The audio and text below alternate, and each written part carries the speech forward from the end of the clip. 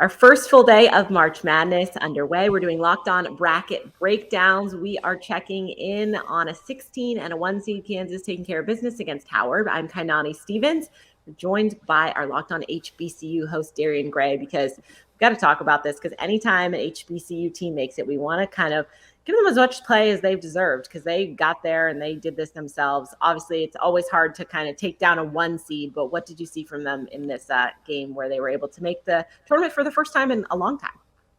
Yeah, this was the first time in over 30 years. I thought that they did a really good job. I thought if you broke it up into two halves, though the halftime deficit was kind of large, it was about 13 points, I think.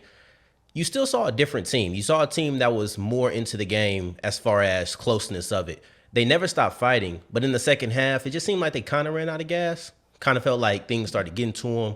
The pressure started getting to them and things of that nature. So first half, really competitive. Second half, they went on a long scoring drought that really kind of put the game out of reach. When you go so long without making a tournament, obviously like Howard has done, it's exciting to get there. You're maybe happy to be there at that point. What do you see out of this team, though, going forward and from this program for them to have been able to rebuild from some of the teams they've had recently to get to this point? I see a lot of bright futures.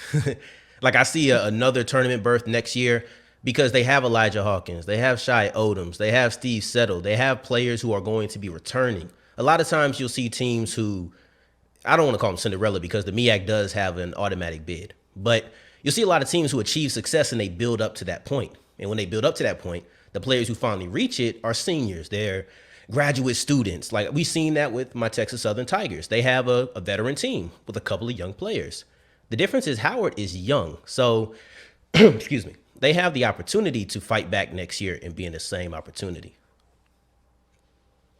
Is this a team where in a culture you feel like where obviously there's the portal, kids can leave whenever they want to, but the way that Howard and some other HBCU teams are kind of building themselves, they're trying to keep that core there, the young core there, so that they can be successful for 2, 3, 4 years in a row? Yeah, I think that goes in line with it because you see players like Elijah Hawkins. You look at players like Shai Odoms, who they were speaking about very fondly on the broadcast. You look at Odoms, he had USC, Georgetown. He had other offers, and he chose to come to Howard. And when you have players who choose to come to a school despite having some bigger schools interested in them, then that's when you see players who are more bought in. That's when you see players who, it wasn't my last resort, you know? So if it was my last resort, now I'm looking good and more people are coming, then I might leave. But these seem like people who have bought in. And Settle, he's going to be a senior next year. So I don't see that this little trio that leads the team breaking up in the next year or two. And speaking of that, I mean, because of the way that, they get play like this, right? We're seeing them on a big stage. You're talking about these players and they're choosing to go to HBCUs at this point, where they can have success and still have success on a big stage. Is this something that you're hoping to see more of across the league as a whole or across 100%. the HBCUs as a whole?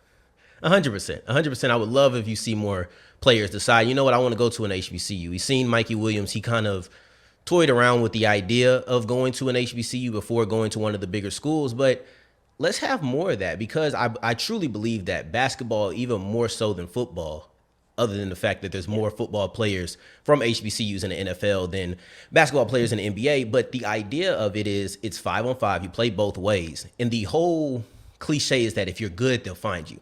And I really feel like that's the case in basketball. Mm-hmm. And it doesn't take too many players to really transform a team. So because of that, I feel like if some higher profile recruits, I'm talking about out of high school, not just transfers, but out of high school, they decide to come to HBCUs, I truly think this is something that can be a culture shift even easier than we're talking about in football, even though that's where all the attention's at.